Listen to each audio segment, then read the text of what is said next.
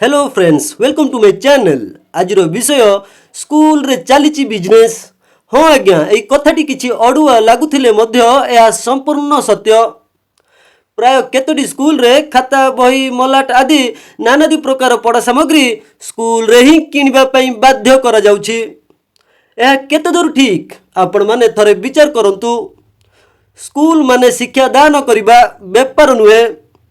प्रत्येक बापा माँ मैंने आशा करी मु होइपारे दिन मजुरिया, किंतु मो पिला माननकु गोटे भल स्कूल रे पाठ पढ़ेबी, भल मनीषटीए करी।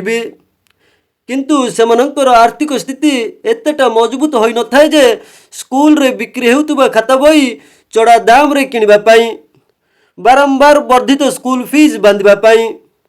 तेणु मु प्रत्येक गार्डियन माननकु निवेदन करुछि जे एथिपई स्वर उत्तोलन करंतु। यह आपण मानकर स्वाधीनता अधिकार। कौन सी स्कूल पिला माननकु स्कूल रे ही किनिबा पई बाध्य करि परिबे नाही।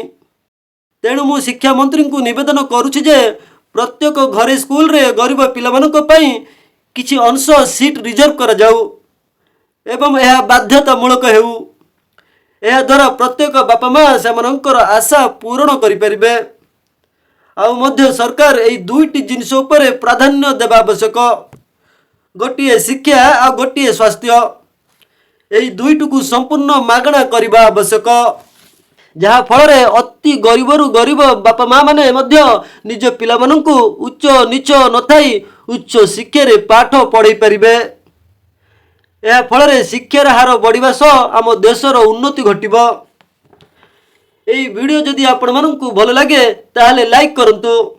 जदि आपण सब्सक्राइब करि नाहंती ताहले सब्सक्राइब करिवा पई जम्मारु भूलंतु नाही।